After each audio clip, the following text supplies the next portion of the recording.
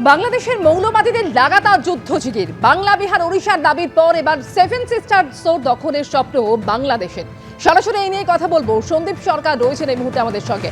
সন্দীপ, এর আগে বাংলা বিহার ওড়িশা দখলের কথা আমরা শুনেছিলাম, আর এবার সেভেন সিস্টার দখলের কথাও বলে বসলেন বাংলাদেশের এক মৌলবাদী। দেখো, বাংলাদেশের জামাত শিবির থেকে শুরু করে কট্টর ইসলামিক যে সমস্ত মৌলবাদী গ্রুপগুলি রয়েছে তাদের মহল থেকে লাগাতার একটা যুদ্ধজিগির তোলা হচ্ছে এবং সেই যুদ্ধজিগিরের মাধ্যমে যে বক্তব্যগুলো তারা তুলে ধরছেন তা কিন্তু এক প্রকার অলীক কল্পনা ছাড়া কিছু নয়। কখনো তাদের প্রাক্তন সেনা আধিকারিক সেনাকর্তারা তারা বলছেন 4 দিনের মধ্যে কলকাতা দখলের ডাক দিচ্ছেন তারা। কখনো আবার বলা হচ্ছে যে বাংলা বিহার উড়িষ্যা দখল করবেন।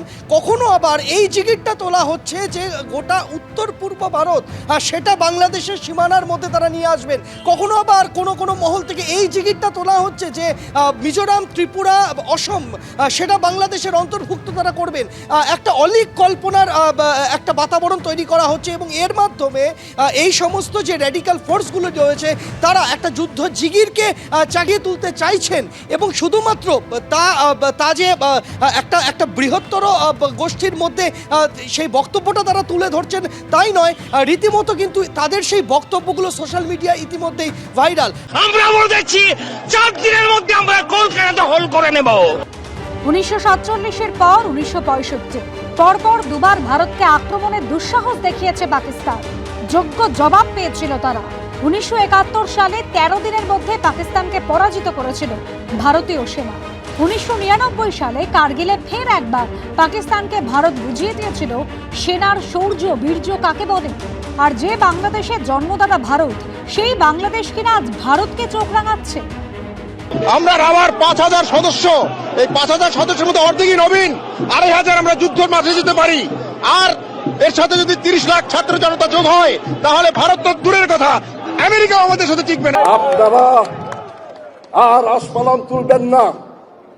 ইস্টার্ন সেক্টর, ইস্টার্ন কমান্ড গোছানোর ভয় আমাদেরকে দেখাবেন না। শুধু আমরা সশস্ত্র বাহিনী নই, 17 কোটি জনতা আছে আমাদের সাথে, আপনাদেরকে সীমান্তেই রুখে দিবেন।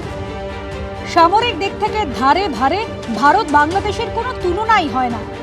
ভারতীয় সেনাবাহিনীতে অফিসার জওয়ান সহ সক্রিয় সদস্যের সংখ্যা 14,55,000।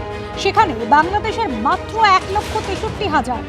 গ্লোবাল ফায়ার পাওয়ারের রিপোর্ট অনুযায়ী ভারতের কাছে মোট 2,296টি এয়ারক্রাফট রয়েছে, সেখানে বাংলাদেশের 216টি। ভারতের কাছে যুদ্ধবিমান রয়েছে 606টি, বাংলাদেশের মাত্র 44। ভারতের কাছে ট্রান্সপোর্ট বিমান রয়েছে 264টি, বাংলাদেশের 16টি।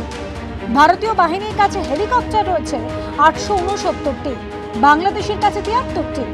ভারতের অ্যাটাক হেলিকপ্টারের সংখ্যা 40, বাংলাদেশের একটিও নেই। ভারতের এরিয়াল ট্যাঙ্কারের সংখ্যা 6, বাংলাদেশের একটিও নেই। ভারতের ট্যাঙ্কের সংখ্যা 4,614, বাংলাদেশে 320। ভারতের আর্মার্ড ভেহিকলের সংখ্যা 1,51,248, বাংলাদেশের মাত্র 13,100। ভারতের সেলফ প্রপেলড আর্টিলারির সংখ্যা 140টি, বাংলাদেশে 27। ভারতের টোট আর্টিলারির সংখ্যা 3,243, বাংলাদেশের 437। ভারতের মোবাইল রকেট প্রজেক্টরস রয়েছে 702টি, বাংলাদেশের 71টি। ভারতীয় নৌবাহিনীর ফ্লিটের সংখ্যা 294, বাংলাদেশের 117। ভারতের বিমানবাহী যুদ্ধজাহাজ রয়েছে 2টি, বাংলাদেশের একটিও নেই। ভারতের পারমাণবিক সাবমেরিন রয়েছে 2টি, বাংলাদেশের একটিও নেই। ভারতের মোট সাবমেরিনের সংখ্যা 18, বাংলাদেশের মাত্র 2টি। ভারতীয় নৌবাহিনীর ডেস্ট্রয়ার রয়েছে 12টি, বাংলাদেশের একটিও নেই। ভারতীয় নৌবাহিনীতে ফ্রিগেটের সংখ্যা 12, বাংলাদেশের 7। ভারতীয় নৌবাহিনীতে করভেটের সংখ্যা 18, বাংলাদেশের 6। ভারত পরমাণু শক্তিধর দেশ, বাংলাদেশ এখনও সেই ক্ষমতা অর্জন করতে পারেনি। সুইডেনের বিশেষজ্ঞ সংস্থা স্টকহোম ইন্টারন্যাশনাল পিস রিসার্চ ইনস্টিটিউটের রিপোর্ট অনুযায়ী 2024 সালের জানুয়ারি মাসের হিসেবে ভারতের হাতে 172টি পরমাণু অস্ত্র রয়েছে।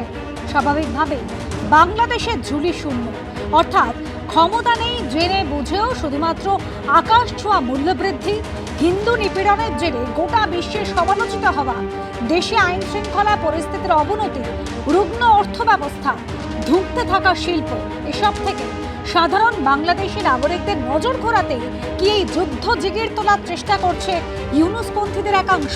সৌজন্যবোধ, কৃতজ্ঞতাবোধ এটা থাকা দরকার। ৭১-এর যুদ্ধে যেই সহযোগিতা পেয়ে স্বাধীন হয়েছিল সেটাকে তো ভুলে দিলে হবে না। আজকে যদি সেটাকে অস্বীকার করা হয় তাহলে নিজের পরিবারকেই অস্বীকার করা হয়। আজকে যেটা হয়ে যাচ্ছে সেটা মানবিক দৃষ্টি হতে পারে না। 1971 সালে 16 ডিসেম্বর দিনটিকে প্রতি বছর বিজয় দিবস হিসেবে পালন করে ভারত। এবার 53তম বছরে পা দিল বিজয় দিবস। অন্যান্য বছর 3-4 দিন ধরেই অনুষ্ঠান হলেও এবার শুধু 16 তারিখেই বিজয় দিবস পালন অনুষ্ঠান হবে। বাকি বছরগুলিতে এই দিনে বাংলাদেশের কোনো মুক্তিযোদ্ধার পরিবারের সদস্যরা উপস্থিত থাকেন। তবে এবার পরিবর্তিত পরিস্থিতিতে কেউ উপস্থিত থাকবেন কিনা তা নিয়ে এখনো কোনো সিদ্ধান্ত হয়নি। এবিপি আনন্দ।